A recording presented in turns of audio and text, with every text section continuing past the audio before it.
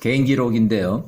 여기 야셀의 책에 85장 42절부터 44절에 나오는 내용, 또는 민수기의 22장 5절에 나오는 내용, 그 중에서 이제 발람에 대한 얘기가 나오는데, 이 발람이라는 마술사 발람은 출애굽기에 나오는 발람하고 이름이 똑같아요. 그래서 헷갈릴 수 있는데, 지금 뒷부분에 민수기에 나오는 발람은 발람 2세라고 이렇게 하는 게 좋겠어요. 이름을.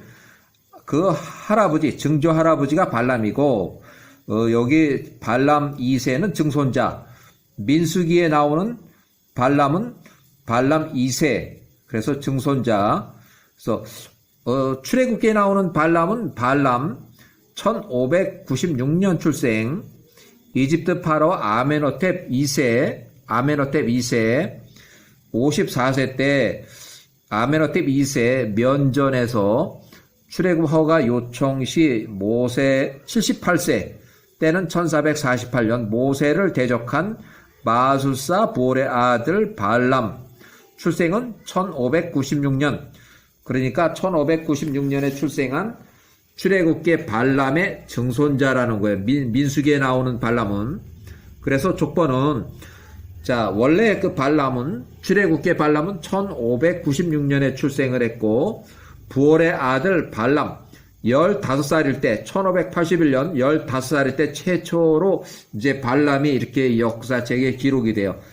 야셀의 책에 기록이 돼요. 그래서 아프리카 딘하바에 있는 앵기스 왕의 백성이고, 그 다음에 발람이 41세가 됐을 때 1555년 시팀, 사이프러스 시팀으로 일단 도망을 가요. 왜 그러냐면 여기 시팀의 통치자가 에서의 손자 스보인데, 스보가 이 딘하바 앵기스 왕을 격퇴했어요. 이겼어요. 전쟁에서 이겼어요. 그래서 이 발람이 더 힘이 센 그 시팀의 통치자 에서의 손자 스보에게로 이렇게 일단은 도망을 가요. 자리를 옮기는 거예요. 그래서 발람이 거기서 1555년부터 1529년까지 시팀의 통치자 스보, 에서의 손자 스보한테 가서 조언자로 활동을 해요. 그 다음에 그 발람이 67세 1529년 시팀의 통치자 에서의 후손 스보가 123세로 나이가 많아서 이제 사망을 하니까 그 차기 통치자하고 뭐가 안 맞았든지 차기 통치자를 피해서 다시 자리를 옮기는데, 이집트 1529년에 자리를 옮겨서 1511년까지 이집트로 도망을 가요. 그래서 그 중에 이제 모세가 거기서 출생을 하고, 모세가 3살 때 출생하고 3살 때 발람이 73세 때에 모세를 죽이라고 조언을 해요. 그런 재판 결과가 있었고, 그 다음에 모세가 15살일 때 1511년, 발람이 85세 1511년, 모세가 발람을 죽이려고 하니까 발람이 85세에 자기 두 아들 얀네와 얀브레를 데리고서 구스로 도망가서 끼끼아누스 왕에게로 도망가서 거기서 마술사 조언자로 활동했다. 그런데 또 거기서 반역을 해가지고 끼끼아누스 왕이 전쟁하러 원정을 나간 사이에 그 성읍에 남아서 그 어린 그 약한 자들을 돌보고 이렇게 해서 성을 좀 지키고 있어라 했더니만, 여기에 남아있던 마술사 볼의 아들 발람하고 그 다음에 그 두 명의 아들 얀네와 얀브레, 이놈들이 반역을 해서 그 성읍 안에 있는 약한 자들을 선동을 해서 가지고 자기가 그 통치자로 군림하면서 성읍을 다시 증축하고 해서 외부에서 끼끼아누스가 성읍 안으로 들어오지 못하도록 그 성읍을 완전히 걸어 잠그고 거의 9년 이상 10년 동안을 거기서 불법으로 통치를 하게 돼요. 그 사이에 모세가 18세에 살인을 하고 1508년에 살인하고 40일 거리에 있는 구스 땅으로 도주를 해서 모세가 18살부터 27살까지 거의 9년 동안 자기 성읍으로 들어가지도 못하는 끼끼아누스의 야전 부대, 구스 성읍 내부에서 발람, 발람과 그 아들 두 아들이 반역을 해서 자기 성읍 안으로 들어가지도 못하고 그 성읍을 둘러싸고서 포위하고 야전에서 야영 생활을 9년 동안 하면서 모세가 9년 동안 동고동락을 했다. 결국 모세가 27살일 때 1499년 이키키아누스가 몸이 아파서 병살했어요. 병으로 사망을 해서 모세가 27살에 구스 통치자로 구스를 40년 동안 통치하게 돼요.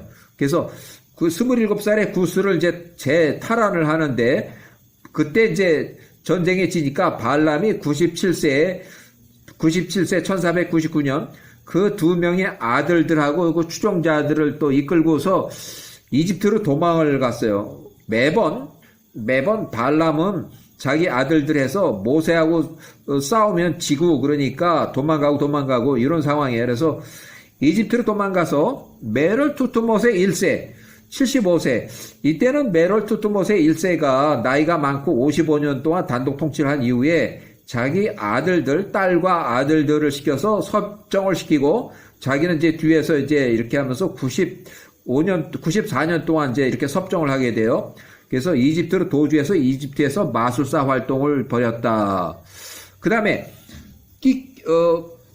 이 투트모세 1세가 사망하고 모세가 78세가 됐을 때 1448년 출애굽 허가를 받기 위해서 이집트로 들어가서 출애굽을 해달라고 요청을 하니까 그 당시에 그 파라오 아메노텝 2세 당시 54세가 있을 때 54세 면전 앞에서 모세 및 아론을 대적해서 발람이 아직 살아있어요. 148세 1448년 그 두 명의 아들 얀네와 얀브레하고 또 다른 마술사들이 나와서 모세를 대적했다.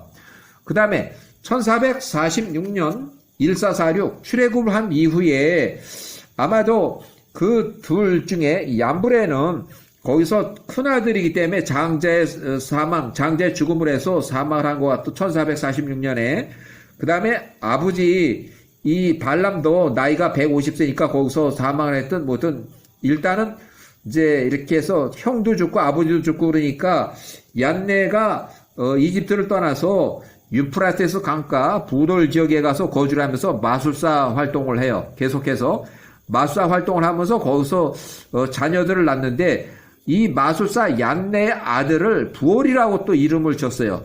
그래서 이는 자기 할아버지 부올의 이름을 따서 부올 2세, 그냥 부올이라고 이렇게 불렀어요. 또 그 아들을 갖다가 발람이라고 이렇게 이제 손자를 발람이라고 붙였어요. 결국 민수기에 나오는 22장 5절에 나오는 부올의 아들 발람은 둘 다 그 조상 부올의 증손자 또 발람의 증손자 발람 2세, 부올의 증손자 부올 2세 이렇게 해서 야셀의 책에는 79장 30절 또는 39절 또 야셀의 책 85장 42절 44절 발람 2세라고 하는 게 맞아요. 민수기 22장 5절에 나오는 발람은 발람 2세 이렇게 해서 발람은 1596년 출생이에요. 자, 발람의 증손자다 이렇게 여기까지